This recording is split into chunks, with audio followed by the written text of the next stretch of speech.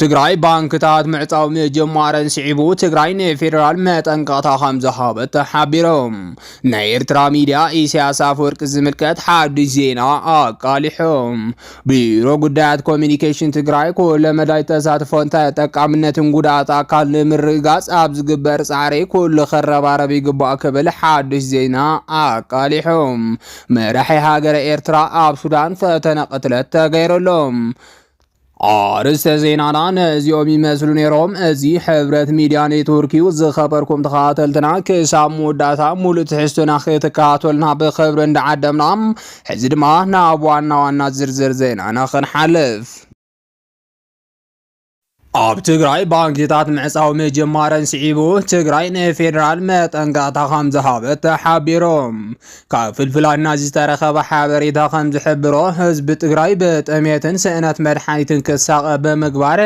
ናብ ብልጽግና ክሰግድ ኢሉ ዝሓሰበ ብልጽግና ኦሮሞ ሕዚ እውን እቲ እኩይ ስርሑ ከም ዝጀመረ ተገሊጾም ብልጽግና ኦሮሞ ህዝቢ ትግራይ ኣብ ስቃይ ንኽነብር ብዙሓት ፕሮጀክታት ሓንፂጹ ክጓዓዝ ጸንሐ እንትኸውን ብኣንፈት ዓፋር ግን ከቢድ ፈተና የጋጥሞ ከም ዘሎ ተፈሊጦም ካብ ዓፋር ዝተረኸበ ሓበሬታ ከም ዝሕብሮ ህዝቢ ዓፋር ነቲ ኣብ ሓራ መሬት ዓፋር ዓሪዱ ዝጸንሐ ዓማጺ ሓይሊ ትግራይ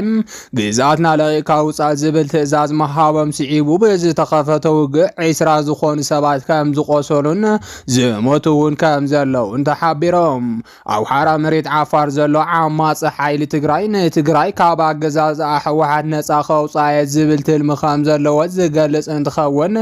ሙሉእ ብሙሉእ ተልእኾ ብልጽግና ኦሮሞ ንምዕዋዝ ተመሰረተ ሓይሊ ከም ዝኾነ ድማ እሙናት ፍልፍላት ይሕብሮም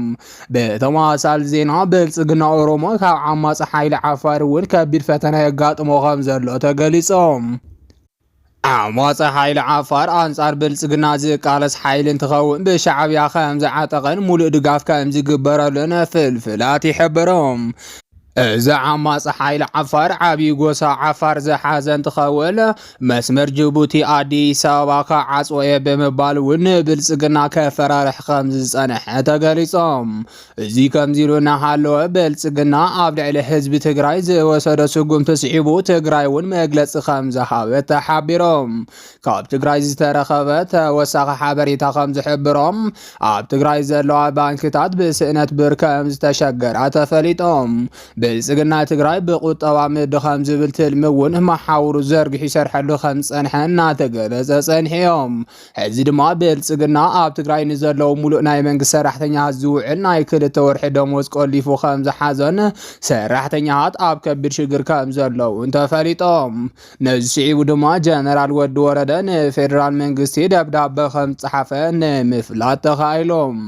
ካብ ፍልፍላትና ዝተረኸበ ሓበሬታ ከም ዝገልጾ ጀነራል ወዲ ወረደ ዝጽሓፎ ደብዳቤ ንፌደራል መንግስቲ መጠንቀቕታ ዝህብ ከም ዝኾነ ገሊጾም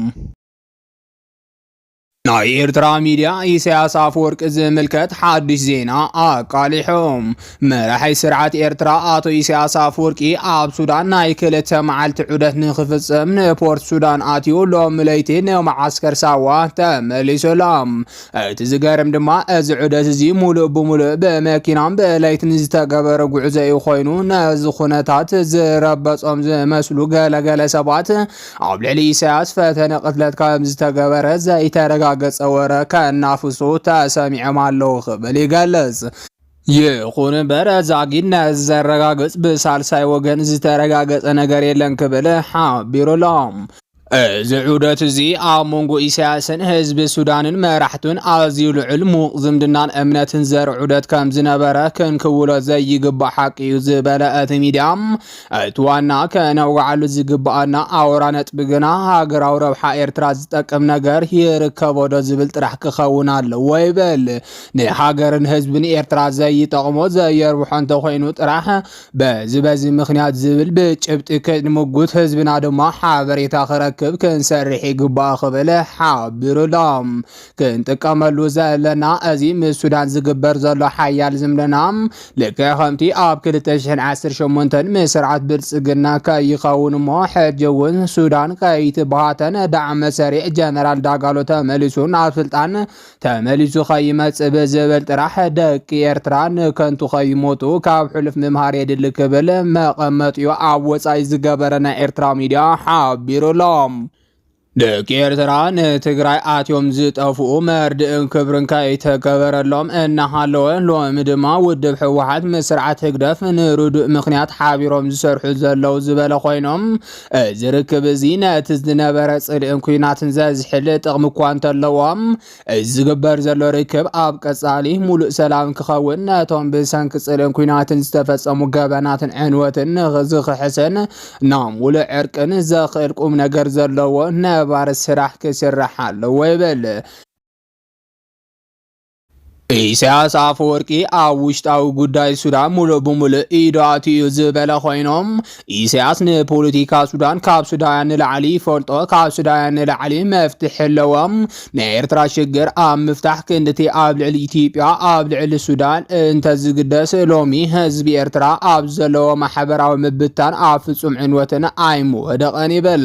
ሓደ ኤርትራውያን ኢሳያስ አፈወርቂ ምድጋፍ ጥራሕ ከይኣኽሎም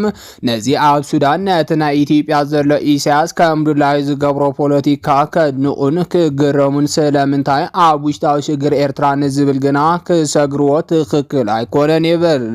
ኣብ መወዳእታ ድማ ህዝቢ ሱዳን ህዝቢ ሶማል ህዝቢ ኢትዮጵያ እውን ኢሳያስ አፈወርቂ ዘይተኣደነ ፍቅርን ኣኽብሮትን ኣለዎ ዝበለ ኮይኖም እዚ ፍቅርን ኣኽብሮትን እዚ ኣብ መወዳእቱ ዲሞክራሲያዊት ኤርትራ ዝምድና ኣብ ምፍጣር ዝጠቅም ነገር ከም ዘለዎ ንገንዘብ ብቐንዱ ድማ ህዝብታት ኤርትራ ትግራይ ኢትዮጵያን ሱዳንን ሶማልን ከምኡ እውን ህዝቢ ግብፂ ብሰላም ዝነብረሉ ግዜ ክመጽእ ኣካል ቃልስና ክኸውን ይግባእ ብምባል ኢሳያስ አፈወርቂ ከም ሰብ መጠን ነባር ይኮነን ሓደ መዓልቲ ድማ ኩሉ ሕማቁን ጽቡቕን ታሪክ ክኸውን እዮም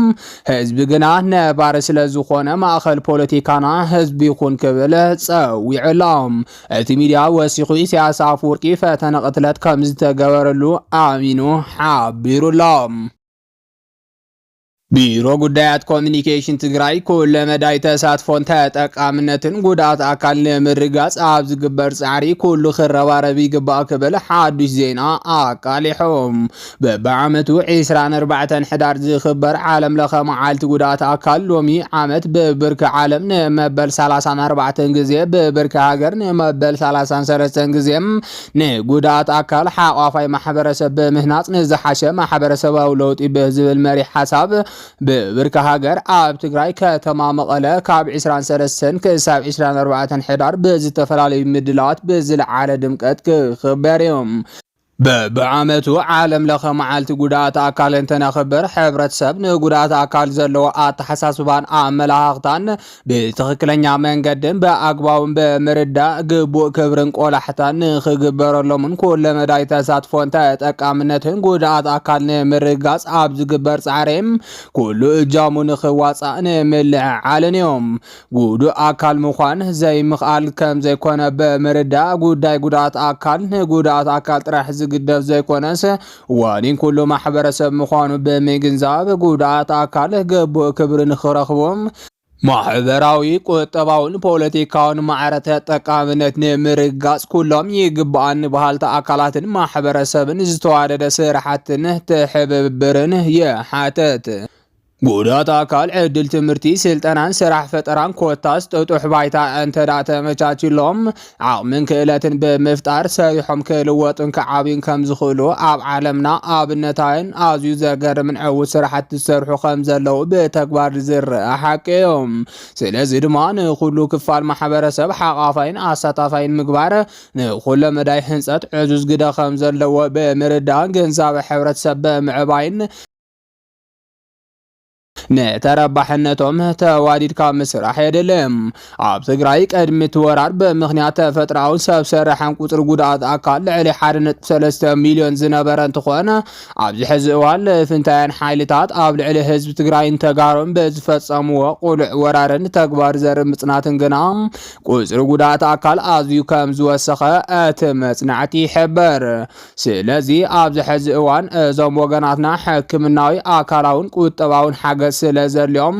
ዓለም ለኸ ትካላት ገበርቲ ሰናይን ማሕበረሰብ ዓለምን ስፍሓትን ዕንቆትን እቲ ጸገም ብምግንዛብ ኩሉ መዳያዊ ደገፍን ሓገዝን ንኽትገብሩ በዘጋጣሚ ንጽውም። መንግስቲ ኩሉ መዳይ ተሳትፎን ተጠቃምነትን ጉድኣት ኣካል ንምርጋጽ ዘውፅኦም ሕግታትን መምርሕታትን ብምሉእነት ኣብ ምትግባር ኩሉ ዝምልከቶ ኣካል መላእ ማሕበረሰብን ከረባረብ ይገባም። ንሰዓት ዝበልናዮም ሓበሬታታት ነዚኦም ይመስሉ ነይሮም። ንምክትታልኩም ካብ ልቢ ነመስግን።